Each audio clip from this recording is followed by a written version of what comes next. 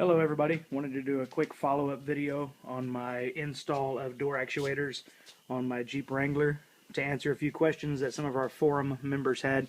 So I know I'm kind of walking around, but this is just easier than typing and I can show you a few things while I'm doing it. So the first question was about the actuators themselves. They're pretty much universal. This is what our audio shops would have. All of your car audio places would use these for installing keyless entry.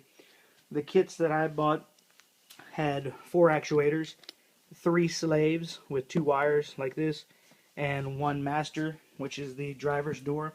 That one has 5 wires, which leads to our next question, was, do you have any interior switches?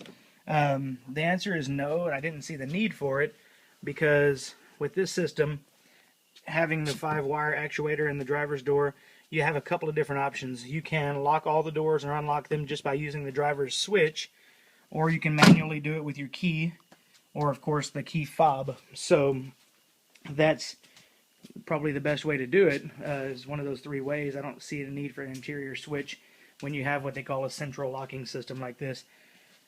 Another question was, where did you run the wiring for the actuators? The wiring goes through the factory loom here. So it comes out through the door panel, goes into the factory loom just like everything else. And then I used on this side a 5-pin flat trailer wire extension and basically used that for a quick disconnect.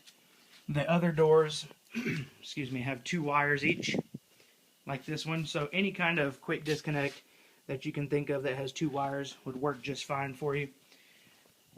I'm going to install a 5th actuator this evening in this door in the rear hatch. And I think this is going to be pretty easy to get to because you just pull off this panel, access this area, put the actuator in there. This panel will come off, run the wire through the loom there, and then through the vehicle up to your central locking system. Another question about taking off the door skin. This little panel pops off. These are not real screws. This panel pops off and there's screws under there. This panel back here pops off. There's screw under there. Screws down here. All of these just pop out from the bottom up, and then you lift out.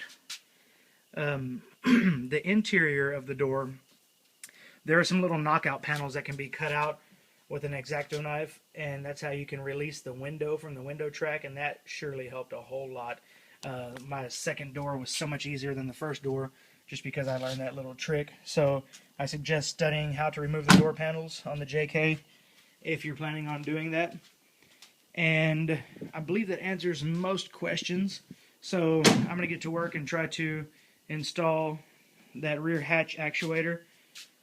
And again, there's a picture. Oh, looking at this table, I just took a card table and covered it with towels, and I actually removed the doors and laid them across that, and that was so much easier for me to work on, and I didn't have to worry about the window falling and having to tape it up. So I just laid it, you know, exterior side down.